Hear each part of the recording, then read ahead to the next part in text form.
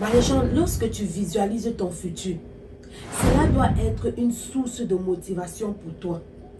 Cela doit être la raison pour laquelle tu dois passer à l'action maintenant. Cela doit être la raison pour laquelle tu décides maintenant de travailler pour manifester ou alors pour matérialiser ton rêve. Il y a un rêve. Il y a un rêve que tu as. Tu le désires. Tu sais que c'est là-bas que Dieu t'attend. Tu sais que tu es né pour cette mission. Tu sais que ça brûle à l'intérieur de toi. Mais tu es limité parce que tu regardes la réalité présente. Et tu regardes le futur lointain.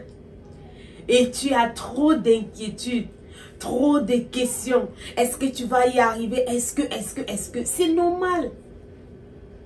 C'est normal, ma légende, de te poser des questions. C'est normal. Parce que tu ne peux pas voir un fossé aussi immense et tu penses que c'est en claquant les doigts que tu vas réaliser ton rêve. Non. Le chemin, il est long. Mais le chemin, il est merveilleux. Il est merveilleux si tu décides de toujours avoir cet objectif dans ton esprit, dans ton mental.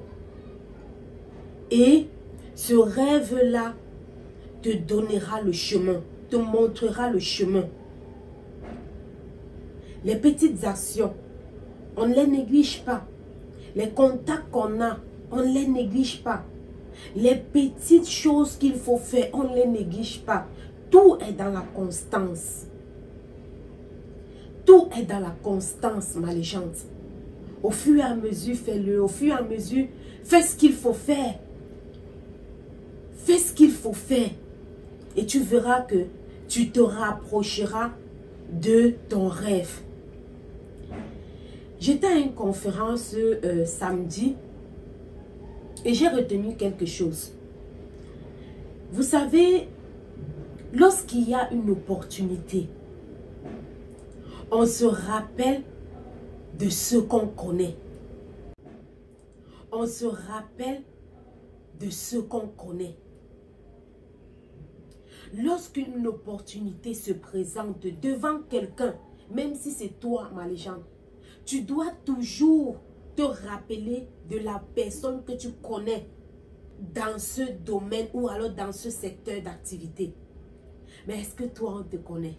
Nous devons tout faire pour être connus. Et lorsque je parle d'être connu, je parle d'être connu dans le bon sens. Par rapport à notre travail, par rapport à notre savoir-faire, par rapport à nos connaissances, par rapport à notre expérience. Je ne dis pas d'être connu dans les bad buzz. Plus tu es connu dans ce que toi tu sais faire, ma légende, quand l'opportunité se présentera, on se rappellera de toi et on va te contacter parce que tu es connu. Les réseaux sociaux aujourd'hui sont un facilitateur.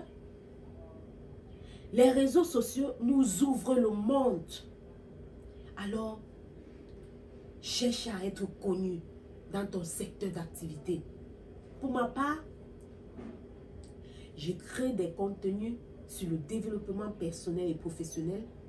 J'organise des webinaires en ligne.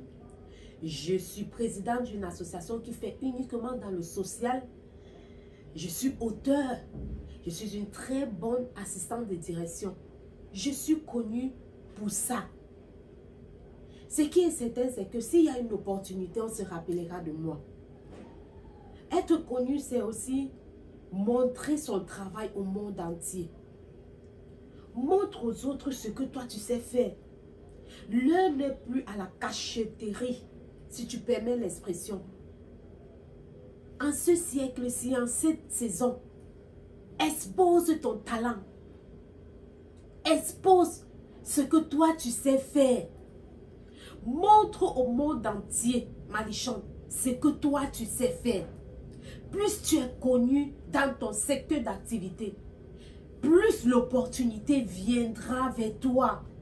Les gens t'appelleront. Mais si tu es encore à l'époque de 80 où non, il faut rester incognito pour mieux vivre sa vie, il faut vivre caché. Non, ce n'est pas de ça dont il est question.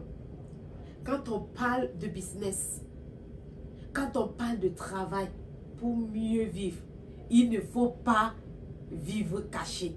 Il faut montrer ton talent, il faut exposer ton talent, il faut vendre, il faut présenter au monde entier ce que toi tu fais.